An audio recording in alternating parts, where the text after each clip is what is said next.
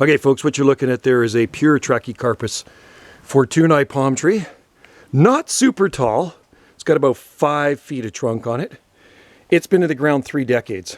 And like I've said in my previous videos, height of a palm tree does not determine its age, and age of a palm tree does not determine its height. All right? It's all stems from the roots. And if it's growing in very poor soil, rocky soil like this is, you can see the rock everywhere, solid rock.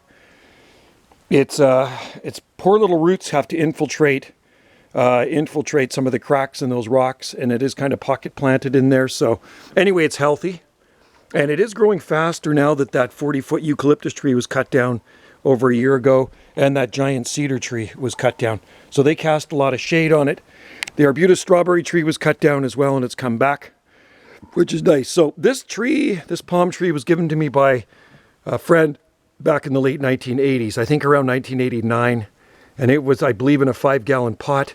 It has survived single-digit Fahrenheit on 2 occasions at my last location, and you can see there's absolutely 0 damage on it. And the thing is, it was in a pot when it survived single-digit Fahrenheit temperatures, because I had it in a pot before I brought it here, and I actually had it in my barn with a bunch of other potted palms, and only 2 palms survived that freeze that night. Got down to, I think, 5.4 degrees Fahrenheit, somewhere around there. You can figure that out in Celsius. It was pretty cold, near minus 15.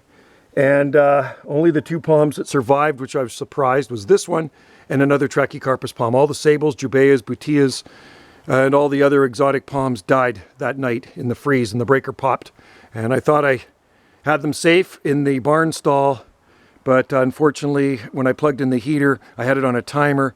And when the heater kicked on, it was in the same plug outlet as the freezer, and it popped the breaker. So when I got there in the morning, there was a lot of palmsicles, right? They were frozen solid.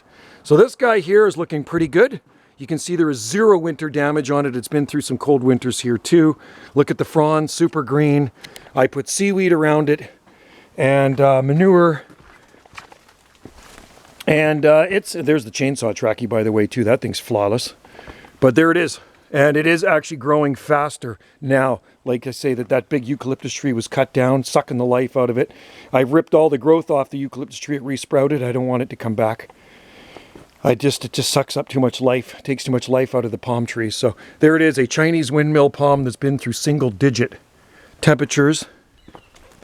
And still thriving. There's a variegated trachy down there. All right, leave your comments below. Let me know what you think of this beauty and it's got fronds from top to bottom as well, which is kind of cool.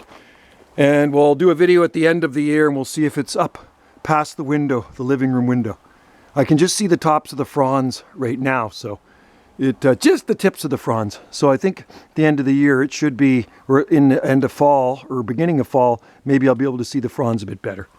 All right, guys, thanks for watching. Check out more videos here on this channel for palmy things. Cheers.